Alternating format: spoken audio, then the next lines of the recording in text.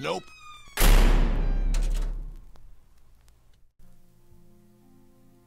Number 1. Recently, I have been experimenting with lucid dreaming. I hate going to sleep, not because I'm afraid, but because I'm a night owl and prefer staying up late playing video games or watching movies. The only problem is, I love sleeping and hate the feeling of staying up until the sun rises. I figured lucid dreaming might be the answer. I can go to sleep early and get a full night of rest while partaking in many adventures that put my favorite video games and movies to shame. I don't remember when I first heard lucid dream. I know it was long before the movie Inception came out. It may have been from an episode of The X-Files or a movie I watched a long time ago. The most extensive research I have done on the subject has involved Wikipedia, so I'm no expert. It was on Wikipedia that I learned about the method Sylvan Mulden utilized to bring about a lucid dream. The method involves holding your forearm perpendicular in your bed. As you fall asleep, your arm falls with enough force to bring about partial alertness. This is the only method that I have ever had success with. If you can call it success, I'm not really sure. The first few times I tried, I had no luck. I either fall asleep too deeply or focus too much and could not fall asleep at all. It took me about 2 weeks before I had what I think was my first lucid dream. It was very quick. I remember laying down, extending my arm out at a 90-degree angle, and raising my forearm off the bed. I think I began playing through Nirvana's Nevermind in my head. Suddenly, I heard the sound of drums, but they were not in time with whatever song was playing in my mind at the time. Lounge act, maybe? I was freaked out. I had heard of practitioners hearing loud bangs and buzzing, but it was not as I imagined it would be.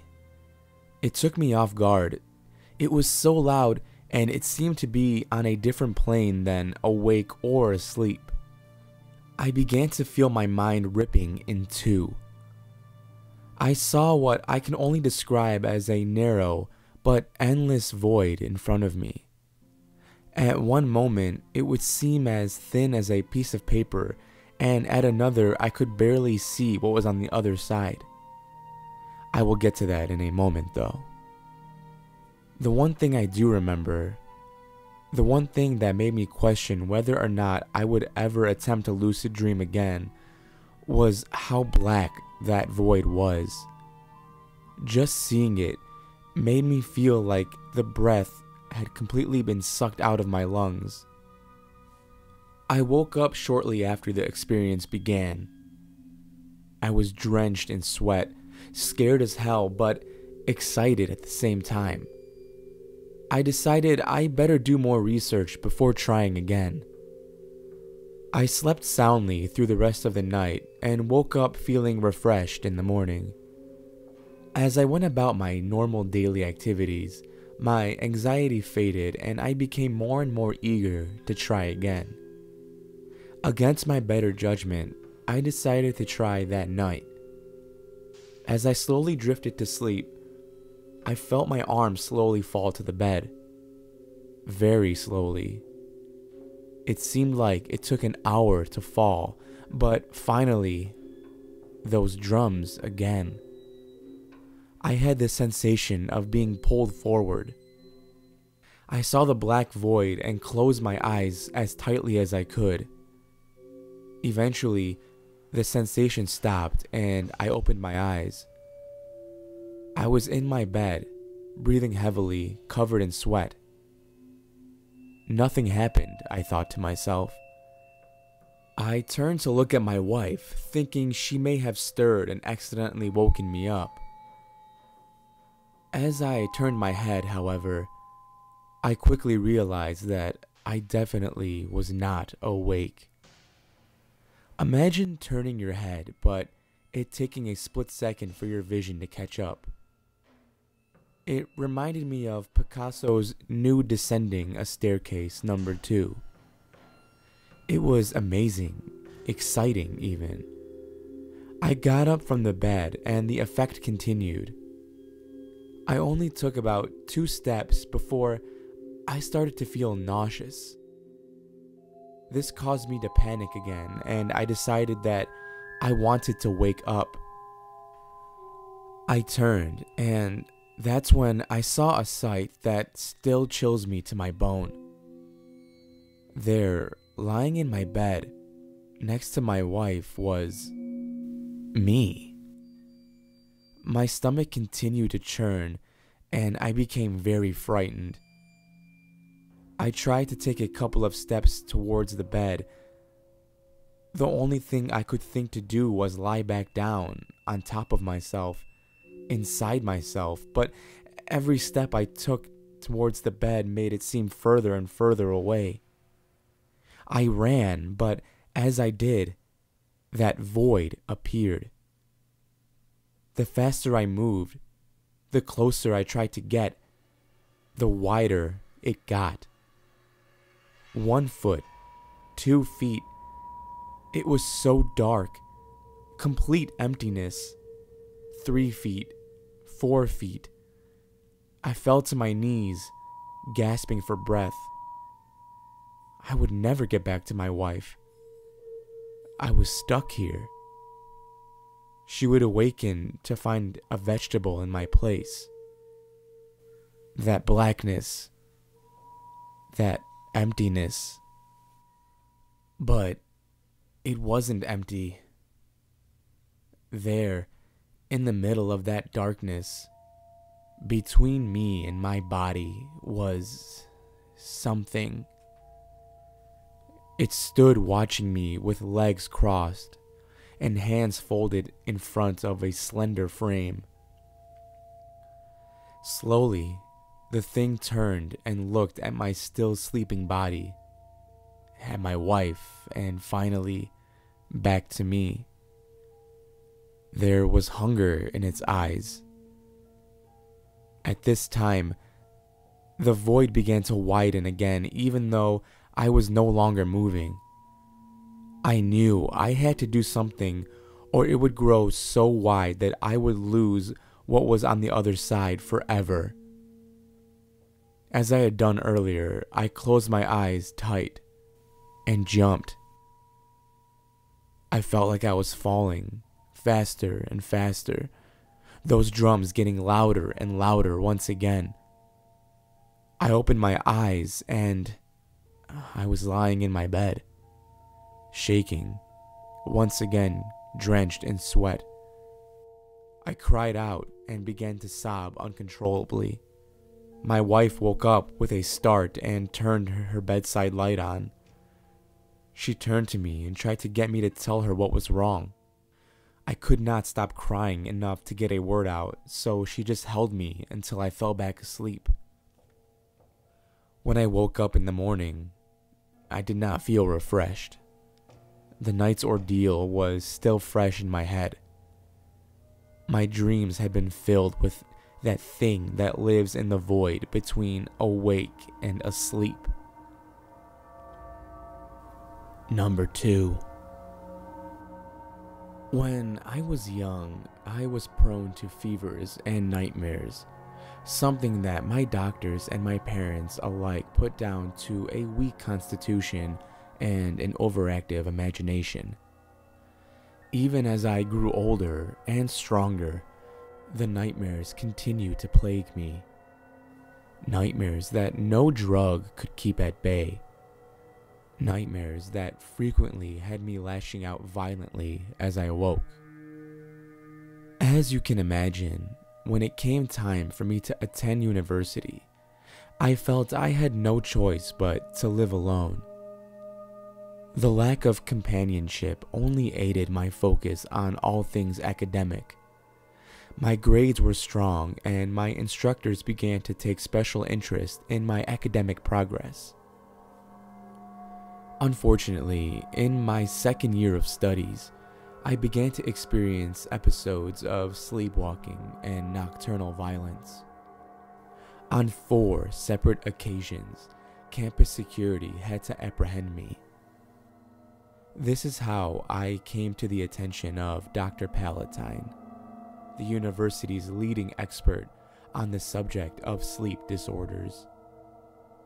Perhaps it would be more appropriate to say I was placed under her care and supervision. She was a handsome woman with iron gray hair that was streaked with red. She wore thick glasses and spoke with an Eastern European accent. Dr. Palatine explained to me that she had just returned from a long sabbatical where she had been conducting what she called the purest research.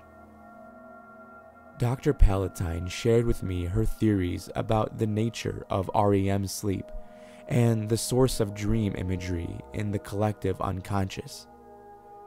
She requested I keep a journal and a tape recorder at my bedside, but I must admit that the nature of my waking terrors left me with little clear or consistent information to impart. The lack of hard data to work from led her to invite me to live with her. I felt I had no choice but to accept. Dr. Palatine lived in a crumbling brownstone several miles from the college campus. She made a room for me in her basement so that my night terrors could be controlled and monitored with the greatest care.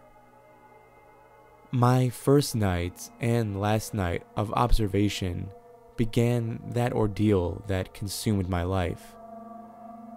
Dr. Palatine gave me a mild sedative and had me lie down on the cot she had prepared for me. She sat beside me in an uncomfortable-looking rust-colored chair, pen and notepad in hand. Soon I was asleep and found myself in the most lucid dream I had ever known. In the dream, I had found myself alone in the basement, staring up at the single bare light bulb that was the only illumination. Dr. Palatine and the rust-colored chair were gone. A strange feeling of dislocation washed over me as I stood and walked up the basement stairs. I found that the cellar door had been locked from the outside, but I felt no panic at this realization. What better way to curtail my nightly meanderings than a locked door? I tapped on the door and called for Dr. Palatine. When there was no answer, I began to knock louder and louder. I called her name over and over, but there was no answer. The feeling of dislocation grew stronger, and in my mind's eye, I saw myself beating at the door in an ever-growing panic. I looked so small, like a forgotten child. Without warning, the basement door rattled on its hinges as though something had been thrown against it. Fingers scrabbled and grabbed through inch-wide gaps between the bottom of the door frame and the floor. They were thin and covered with tufts of red hair. They scratched and scraped. Even now, you might assume this was all some type of sophomoric prank, but every sense told me that this was not the case. Whatever was on the other side of that door was bestial and twisted. The grasping of the fingers became more frantic, as though it were searching for something precious that was just out of reach. It was as though every childhood nightmare I had ever had was coming true. Was it the fear of seeing this personal incubus that had driven me to night terrors? I screamed at it. The claw-like hand pulled away, and there was a moment when I thought it was about to retreat, but Then the creature began to sing. I cannot describe that voice. I don't know if that voice can even be described. Desperate to escape that sound, I backed away, only to lose my footing. I tumbled down the stairs, striking my head and plunging my mind into a merciful, mindless dark. How long was it until I woke up? I can't say, but I do know that I blinked my eyes to see the basement door wide open. It took me some time to find the courage to mount the stairs, but when I did, I found myself in a barren house. There was no trace of Dr. Palatine. Not only had she disappeared from her home, she had also vanished from all university records. All my professors insisted there was no Dr. Palatine, that there had never been a Dr. Palatine. The more I told my story, the more I became a subject of unease. I left the university in the middle of the semester, never to return. I found gainful employment far away from the university, but I lost the capacity to dream, and with it I had lost all sense of certainty in the world around me. I began to fear that I no longer dreamed because I was still asleep in Dr. Palatine's basement, that I had never awoken at all. Number 3. When I was a kid, maybe 6 or 7 years old, I used to have this recurring dream. Well, it wasn't the same every time, so maybe it's more accurate to call it a dream with a reoccurring theme. It was a lucid dream, meaning I knew I was dreaming. Every night, the dream started the same way. I would wake up to the sound of tapping on my second-floor bedroom window at exactly 3:33 a.m. The ghost of a little boy about the same age as me would be waiting at the window. Tap, tap, tap. It wasn't the sound you would expect to hear from someone knocking on the window. It sounded sharper, like glass on glass. The boy had dark hair and dark eyes and very pale skin. He was somewhat translucent. I would walk to the window and open it. Then he would take my hand and we would fly all over the city together. He never told me his name. In fact, he never said a word. But the name Joseph always felt right. We would fly all over our small town every night and just look down at the empty streets. There were never any people outside. It may be simply because it was 3:30 in the morning, but it always seemed eerily quiet. We would fly over to my school, the grocery store, the local park, the native residential school that had shut down only a decade earlier. We never spoke, but we did somehow understand each other. At first, when I started to talk about Joseph, my parents didn't think anything of it. My mother was always interested to hear about my dreams, but thought of them as just that, dreams. Every morning at the breakfast table, I would talk about where I went with Joseph the night before. After several weeks of this, my mother started to get more worried. I would talk about details of buildings she didn't think I could ever know without a bird's eye view. She began to worry that these dreams weren't just dreams. Unbeknownst to me at the time, My mom actually set her alarm clock for 3:30 a.m. one night. She went upstairs to my bedroom to check if I was in my bed. There I was, safe and sound, fast asleep. The next morning, she asked if I saw Joseph that night. When I told her the story of the dream that night, she was somewhat relieved. I guess relieved at the confirmation that it was just indeed a dream. As the weeks went on, I continued to tell my family about the dreams. My brother, who was a couple of years older, decided to devise a test. He told me that he threw a ball onto the roof of the school and asked me to tell him what color it was. So Joseph and I flew over the school that night to look for the ball.